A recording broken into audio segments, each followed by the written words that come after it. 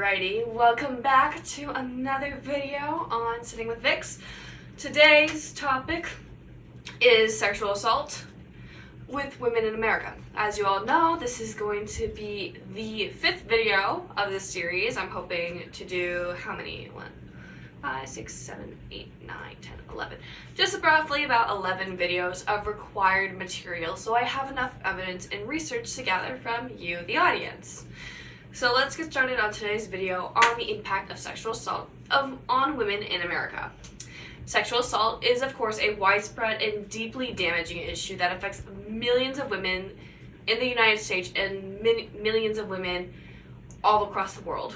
It has physical, psychological, social, and economic consequences, if you did not know, often leaving many survivors to deal with long-term trauma while navigating a justice system that is often inadequate. Basically, the justice systems and everything that goes towards making sure people are safe are not fully there for the victims at hand. Of course, there are obviously sexual assault victims who are male, but we're specifically talking about women survivors because that's the whole basis of my research that I'm going to. So today I will talk a little bit about the prevalence of sexual assault, the psychological, physical, and economic impacts, overall the justice systems and failure. We had already talked a little bit about the Me Too movement, but I'm going to talk about it a tiny bit more and a little bit of cultural shifts and how there can be ways to actually support survivors and improve overall social policies that go towards making sure everyone within the justice system is facing the correct terms and whatnot. As you can tell, I have a pile of stuffed animals on this side. They might get edited out, I'm not sure yet, but we will see. So, of course, a big question a lot of people talk about is how common is overall sexual assault? According to the National Sexual Violence Resource Center, or NSRVRC, 1 in 3 women in the U.S. experience some sort of sexual violence in their lifetime. Roughly about every 68 seconds, an American, not just women, is sexually assaulted. Less than 25% of sexual assaults are reported to the police, and 80% of victims know their predator. So typically the predator or perpetrator or whoever could be a family member, could be someone who they have relations with, a coworker, a boss. It's basically people that they know aren't very close to in their lifetimes. Campus sexual assault, which is what happens on high schools, middle schools, elementary schools, because it can happen in any school. Also colleges, typically college more often than any of the other ones. Sometimes high school, sometimes middle school, but it's more often college since everyone's an adult. But 1 in 5 women in college will experience sexual assault, and over 90% of campus sexual assault victims don't report the crime because most likely the crime is being done against someone whom is of high power and using their power to overall manipulate whoever they're having sexual relations with. And then in the workplace sexual harassment and assault section, there in 2023 study found that 38% of women have experienced sexual harassment at work, and that women in low-wage jobs, the military, and male-dominated fields face higher risk of assault and harassment. We talked a little bit about sexual assault within the military from the last video, but of course, it's not just the military where this happens and where they face discrimination. It's everywhere. So, the psychological and physical impacts of sexual assault. There are many, many mental health effects. Here are just a few that I gathered. So PTSD and trauma, obviously. About 94% of women who have been sexually assaulted develop symptoms of PTSD within roughly 2 weeks, is what studies have shown. And survivors may experience flashbacks, nightmares, and severe anxiety for years. So even if it was just a one-time thing, that trauma comes in and relies and just suffocates the person. And then you have your depression and suicide risk, which sexual assault survivors are 3 times more likely to suffer from depression. And they're also at a much higher risk of suicide due to the long-term trauma that has equivalated from the abuse of the harassment and the assault. And then they try to have coping mechanisms, but sometimes those coping mechanisms can become substance abuse. So many survivors have actually turned to alcohol and drugs to try and numb the pain that they have experienced in their lifetime. And then studies have shown that rape survivors are 13 times more likely to develop an alcohol dependency. So a lot of the times these people can become alcoholics from the abuse, which is very sad. Physical effects, so you have injuries and chronic pain, and then sexual and reproductive health issues. So many survivors have actually suffered from long-term health issues, including chronic pain, headaches, and gastrointestinal disorders. So like you're good. And the physical injuries during an assault can actually lead to permanent damage or disability. Because how it can happen is you're trying to fight back, and then the perpetrator could hit somewhere where it's more vulnerable, like a more vulnerable muscle or a tendon, and you can snap it, and it can destroy it, and that can lead to severe consequences of damage. Or because they're using your body, and you are trying to reject it and trying to get away from it, your body is trying to come up with a mechanism. So what it does is it kind of destroys itself a little bit, so they go away. However, it doesn't really work that way. But sexual reproductive issues is that survivors are at a much higher risk to get sexually transmitted infections, or STIs, or unintended pregnancies. We know this for a fact. We have seen dozens of research cases against it.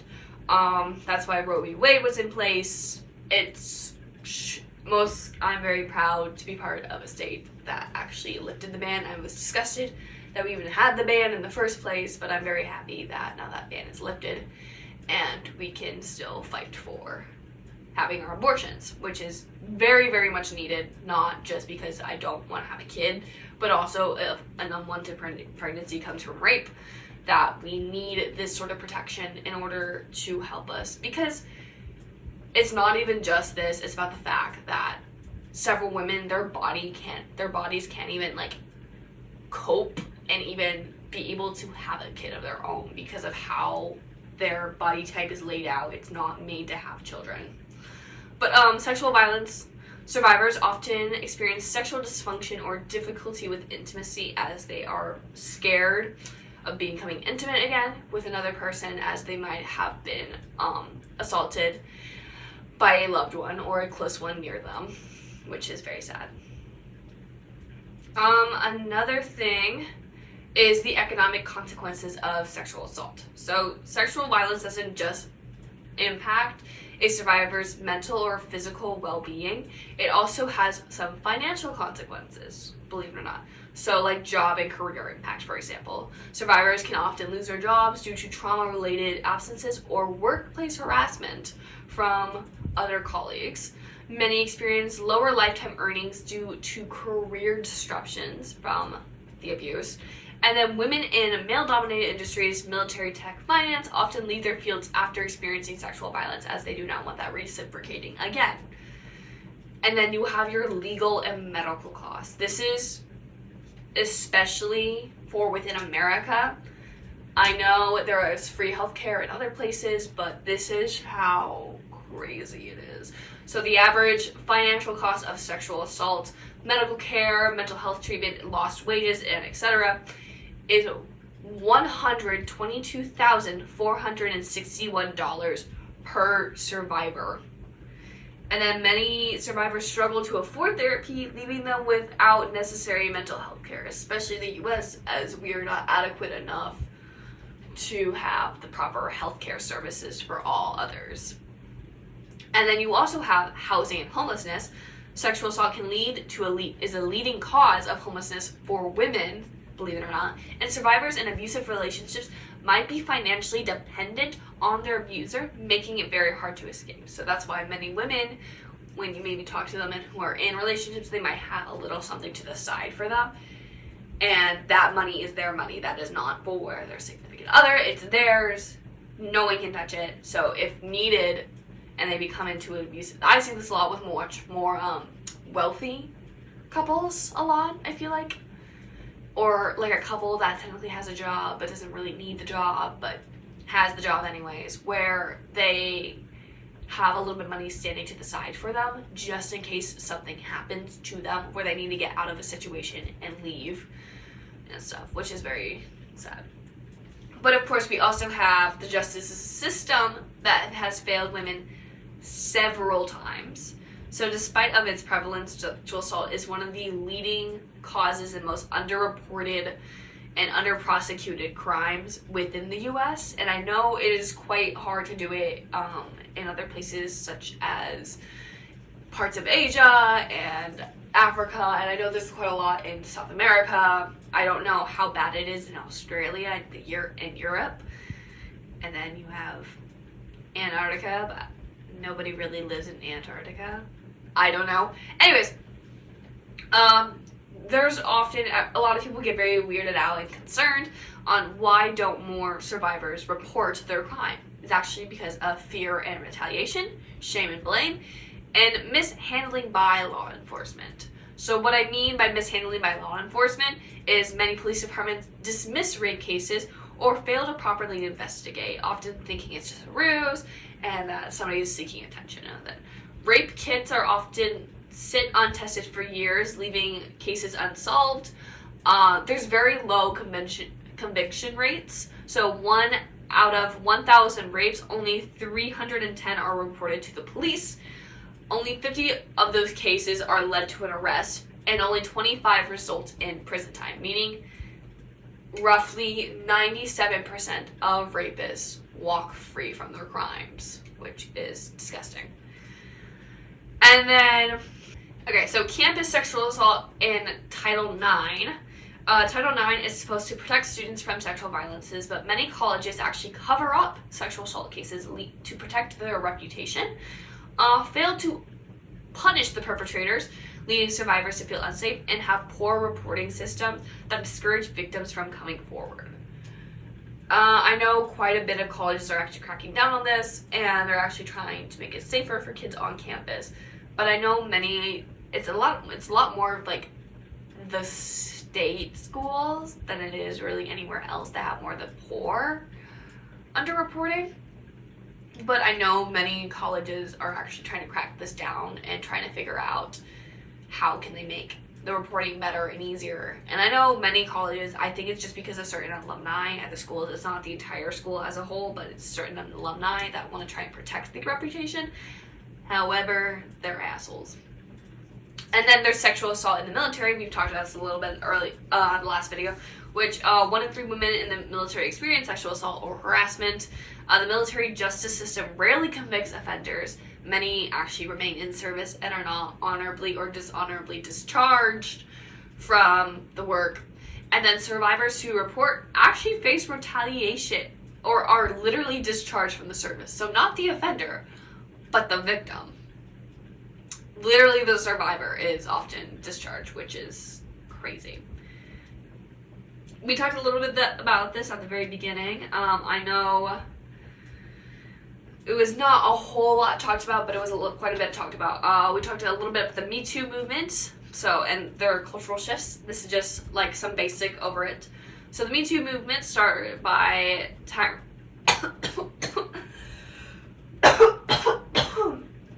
So the Me Too movement started by activist Tyrana Burke, who was popularized in 2017 and after allegations against Harvey Weinstein sparked global awareness for sexual violence. So this just wasn't a US thing. This was all over the globe. It was crazy.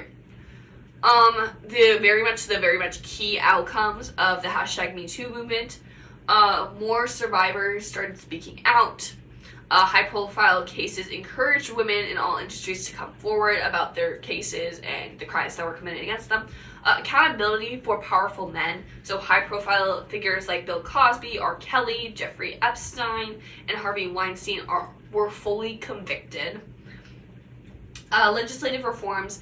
Some states have actually extended statutes, limitations for sexual assault cases, and then there have actually been stronger workplace protections.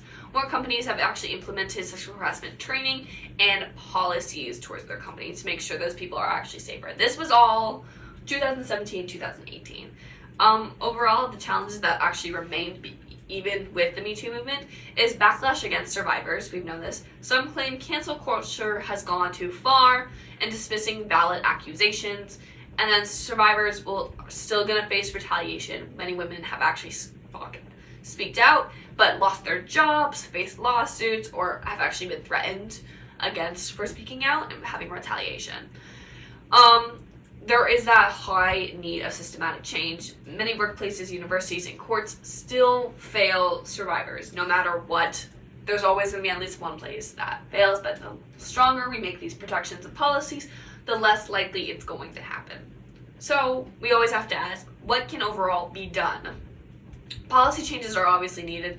Rape kit backlog elimination, making sure that all rape kits are tested within 6 months, so making sure they're all, going according to plan and all under the correct everything. Better training for law enforcement. Officers need training on trauma-informed interviewing. So typically there's a lot of interviews that happen within trying to figure out a rape case if it actually goes through, and sometimes they are not suitably equipped or suitably handling these cases, so often they go cold. And then stronger workplace protection. So mandatory anti-harassment training, stronger whistleblower protection, so like stronger campus protections, enforcing more of Title IX to hold schools accountable for sexual assault cases, and then equal access to therapy and support services. Survivors should, in fact, actually have affordable mental health care. This should be towards not just survivors, but quite literally everyone. But often, more than not, healthcare is quite expensive, especially mental health care, as some people actually don't see it as a necessary, but it is actually extremely necessary if you want to move forward as a society and become better of ourselves. So if you know someone who is in fact a survivor, this is how you can actually support your survivors and making sure. So believe in actually listening to your survivors. Don't just dismiss their experiences. Some people, yes, could be faking it and seeking it for attention. However, that is not the case most of the time. Most of the time it's an actual reason, and people just try to not talk about it. Educating others is a really big one about consent and gender-based violence. Obviously, we know sexual assault and sexual violence is more female targeted than male targeted, as there's more female victims. However, as we all know, we all need to learn together and be able to understand that, hey, this is not just something that is happening to one gender, it's happening to both genders or all genders, it's happening to everyone. You can actually donate to sexual assault survivor organizations like RAINN. I've talked about RAINN a little bit, which is a rape, abuse, and incest national network. So it's located in the U.S. I always leave down below. They have a hotline specifically made for people who have gone into violence, who have had violence against them. And the more you donate to them, the more research that can be let out and given to those in need. And then you can also encourage policy changes. So going out, talking to your representative of your state and everything to enforce more policy changes within your state, so you can have stronger legal protections into protecting everyone. So, of course, sexual assault remains to be one of the biggest threats for women's safety and equality in the U.S. In the U.S., cultural shifts like Me Too movement have been helped to bring awareness, but the justice system, workplace protections, and social attitudes still have a very long way to go. We've known this. We've seen Roe v. Wade. We've seen how the court cases work and how everything is functioned from our government to how people are today. By holding perpetrators accountable, changing laws, supporting survivors, we can build a future where sexual violence is no longer tolerated and we no longer have to deal with it. Of course, there's always going to be at least one case about it, but it will become such a minimum where it's not just a widespread thing where many women have to live in fear because of it. And then I want to talk a little bit about the legal stuff really quickly with you guys. And then actually a little bit about what it's like to be a sexual offender in prison, because the prison system of how they deal with sexual offenders and those who who have been raping others is very interesting, and I do want to talk about that a little bit. So give me 2 seconds. I don't know what happened to my thing. Okay, so let's talk legal definitions of sexual assault. In the US, the term sexual assault can encompass a range of sexual crimes. While each state has its own definitions and categories, there are some common terms, and here are the general definitions. So, sexual assault. This is often used as an umbrella term for sexual activity that occurs without consent. It includes behaviors such as rape, attempted rape, fondling, sexual coercion, and sexual battery. So let's talk a little bit about rape.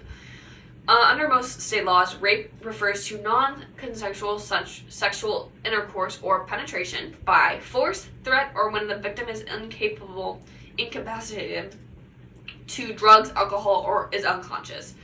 Degrees of rape. There are several little degrees. Some states classify rape between the circumstances, such as whether the victim was physically injured, the relationship between the victim or the perpetrator, or whether a weapon was used. So depending on that, depended on your degree of rape.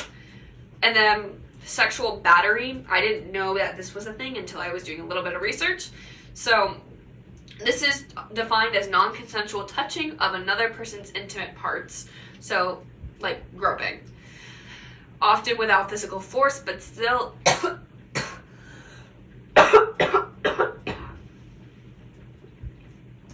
often without physical force, but still with an element of coercion or manipulation. And then you have your statutory rape, which involves sexual relationship between an adult and a minor, where the minor cannot legally consent due to their age, even if the act was consensual from the victim's perspective. So even if there is that difference between the two, and the minor was like, yeah, you can do it. It's not legal. It's not legal. It's gross. Don't do it. Anyways, okay. These are a few key federal laws on sexual assault. So you have the Violence Against Women Act, or the VAWA, which was placed in 1994. The VWA, signed into law by President Bill Clinton in 1994, it provides comprehensive provisions for sexual assault victims and domestic violence survivors. Key aspects include funding for rape crisis centers, specialized training for law enforcement and judiciary on handling sexual assault cases, expanded legal rights on survivors, including the victim compensation funds, protection orders for survivors in cases of domestic violence and sexual assault, provisions to address campus sexual assault, requiring schools to have policies that address sexual violence and giving survivors clear reporting avenues, which is a very big thing. And then you have the Clery Act, which was 1990. Excuse me. This law required colleges and universities to receive federal funding to disclose their crime statistics, including data on sexual assault. It also mandates these institutions have policies and procedures in place to address and respond to sexual violence incidents. Schools must provide very much a timely warning for students about threats of sexual assault on campus. The law also mandates that survivors are offered resources, including counseling and accommodations. And then we have the Civil Rights Act of 1964. There was the one above it, Title IX, but we've already talked about Title IX quite a bit. I sound like I'm going crazy over here, at least my nose. This act protects against discrimination in the workplace based on sex, including sexual harassment and assault. This title allows employees to file complaints about sexual harassment or assault in their workplace. Employers are required to take prompt and effective action to address complaints and protect workers from retaliation from others, which is a very, very big thing that big thing. Okay, anyways. And then you have the statutes of limitation in sexual assault cases. A statute of limitations is a time period within a victim files charges. After this time expires, the crime can no longer be prosecuted. However, sexual assault cases are treated differently than many other crimes. Statute of limitations actually varies by state, so some states have no statute of limitations for forcible rape or certain severe sexual assault crimes, allowing victims to file charges at any time, no matter how many years have passed. Other crimes, like statutory rape or sexual battery, often have time limits, which can vary from 2 years to 20 years after the incident. And then you have your federal laws. So for federal sexual assault cases, for example, crimes occurring on federal property, the statute of limitations is typically roughly about 5 years. However, the crimes involving minors, there are often longer or no statutes of limitations, like at all for them, which is very nice if a minor is assaulted or abused. Nobody should be assaulted or abused, but it's nice that they have more time to prosecute something if a minor is involved, which we don't want that trauma. And then we have a criminal justice process in sexual assault cases. The criminal justice system is where most sexual assault cases are processed. Of course, we know this, though many survivors choose to pursue civil cases instead.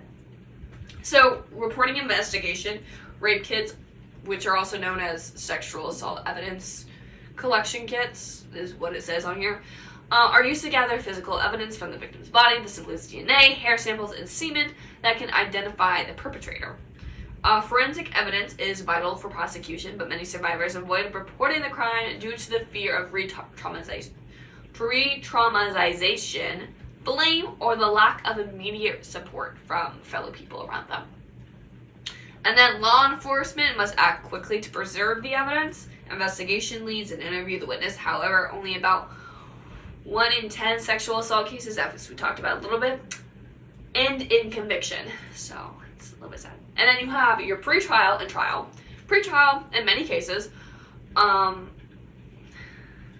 the defendant will seek a plea deal. However, if the case goes to trial, it becomes an adversarial process where both sides present evidence. During trial, victims often have to relive trauma or of the assault, which can be very distressing. Many survivors report feeling blamed or disbelieving during the process. Rape shield laws. Rape shield laws protect survivors from being questioned about their sexual history during trial and ensuring that only relative information is discussed. However, this doesn't always prevent the defense from discrediting the survivor. And then you have your sentencing. Sentencing for convicted offenders varies based on severity of crime, basically either forcible rape or versus statutory rape. Minimum sentencing laws often require mandatory prison time for convicted rapists, and victim impact statements are often sometimes allowed at sentencing to allow survivors to speak out about the emotional and physical toll the assault has taken on their lives.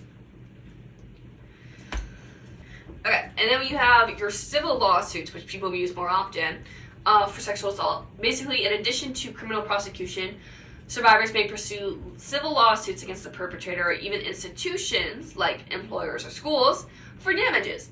This type of case is filed in civil court, and the burden of proof is much lower than in criminal court. Civil lawsuits against perpetrators, a survivor can sue the perpetrator directly for damages, so like lost wages, medical bills, whatnot. And then the standard proof is preponderance of evidence. It's more likely than not that the assault occurred, and which is easier to meet than beyond the reasonable doubt standard required in criminal cases. And then civil lawsuits against institutions. If a school, workplace, or other institution has failed to act on the assault or allow the perpetrator to continue the actions, the survivor may be able to sue for negligence under Title IX or Title V11. I don't know the Roman numeral for that one. And then legal rights for survivors of sexual assault. So survivors of sexual assault actually have certain rights within the legal system. So right to privacy, we all know this. Survivors have the right to not be publicly identified during legal proceedings, including trial and police investigations. And then the right to a victim advocate. Survivors are allowed to have an advocate present during interviews or court appearances. And then the right to inform. Survivors are very much entitled to keep informed of the progress of the case, including whether the charges are filed or the outcome of the trial. And the right to restitution. Victims are entitled to compensation for lost wages, medical bills, and other expenses related to the assault if taken through correctly. So now I'm going to talk a little bit about being a sexual offender in prison if you were convicted and you go to prison because you raped someone.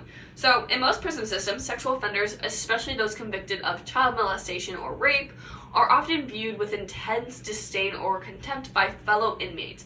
This stigma is often deeply ingrained in prison culture and being labeled as child molester or rapist can have severe consequences to one's physical and psychological well-being in prison. So psychological reactions of inmates towards sexual offenders is shame and humiliation, fear of violence, and social isolation. So let's talk a little bit about that. Shame and humiliation. For the inmates convicted of sexual offenses, particularly child molestation or rape, the shame is often overwhelming. Many will experience a deep sense of humiliation, knowing that they are universally hated and feared by other inmates. This can manifest a psychological condition such as anxiety, depression, and even suicidal thoughts. And then you have your fear of violence. Prisoners convicted of sexual crimes, especially those involving children, often fear violence from other inmates. Prison culture, especially in the U.S., have a strong code of honor that regards sexual crimes as one of the most disrespectful and morally reprehensible offenses. As a result, sexual offenders are often subjected to extreme violence, ranging from beatings to sexual assault from other prisoners. This violence is typically rooted in the concept of retribution, where victims of sexual violence or those who have moral objections to such crimes may take matters into their own hands. So oftentimes, molesters and rapists actually go into isolation so they don't get killed and all that. So again, social isolation. Sexual offenders often face total social exclusion within the prison. They are rejected by most other inmates and even those who might engage in violent or other criminal behaviors. This isolation can lead to profound sense of alienation and loneliness. No, really? That's crazy. In some cases, prisoners may attempt to form alliances with other sexual offenders, but these relationships are often tenuous and filled with tension due to the very nature of their offenses. You don't do this shit. Kind of gross. Okay. And then you have,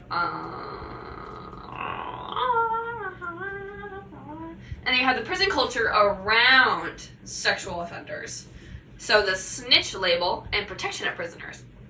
In prison culture, there's a significant distinction between violent offenders, so like murderers and robbers, and sexual offenders. The distinction is so marked that violence against sexual offenders is not just permitted in some cases, it is encouraged by other inmates. The fear of being labeled a snitch, someone who reports crimes, or a child molester leads to the idea that our perceived perception of such inmates can result in violence of those who might be seen as weak or even exiled from broader social fabric in the prison. So like prison gangs and protection, some gangs or inmate groups which may otherwise offer protection to vulnerable inmates may abandon or target individuals convicted of sexual offenses. These individuals may find themselves in a constant state of vigilance, always at risk of being attacked, always abused, everything, whatnot. It's crazy. And then there's the hierarchy and unwritten rules of prison. So inmates create their own hierarchical structures based on power, control, and morality, with child molesters and rapists being at the very bottom. Prison culture emphasizes a code of honor where offenders are expected to adhere to a form of toughness that excludes the possibility of vulnerability or victimization. In this context, someone accused or convicted of sexual crime is considered the lowest of the low, and the belief can lead to extreme forms of violence, harassment, and psychological torment. So, like sexual offenders and vulnerable groups, some prison systems have formal or informal segregation policies that separate sexual offenders from the general population, placing them in special units or facilities. However, if this is not the case, sexual offenders may face constant harassment and can lead to serious psychological damage. Again, really crazy. It's crazy to me. Oh my gosh. So the psychological impact of a sexual offender. Prisoners convicted of sexual offenses undergo extreme psychological strain. The constant threat of violence, physical abuse, and social exclusion can result in a variety of psychological responses. These can include fear, anxiety, and paranoia. The pervasive sense of fear and paranoia is common among sexual offenders in prison. This fear arises from possible violent encounters, possible exposure as a sexual offender, or trust issues within the prison environment. And then depression and suicidal thoughts, the social isolation of brutalization that sexual offenders experience from often in depression. Some inmates find themselves in no way to escape their situation and may struggle with suicidal thoughts or even suicidal attempts within the prison. And then there's cognitive dissonance and justification. So some sexual offenders may engage in cognitive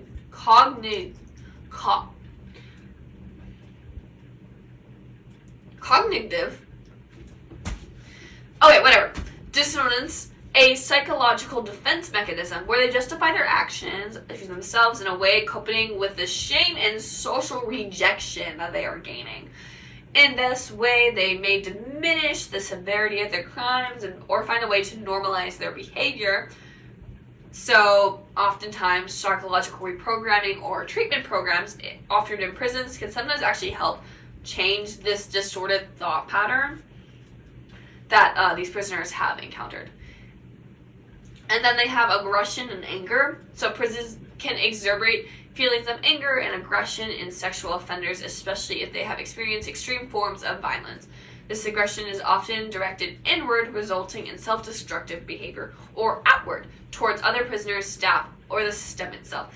Anger management programs have actually been offered to help inmates work through all of these feelings that they are doing. So, while psychological suffering from sexual offenders is often downplayed in the media and societal discourse, while most focus is actually on the victim of the crime, it is essential to acknowledge that within the criminal justice system, sexual offenders also undergo profound psychological trauma. Their experience in prison, such as pariahs and targets of violence, can have long-term consequences that affect their ability to reintegrate into society after release. The difficulty of reintegration can lead to recidivism,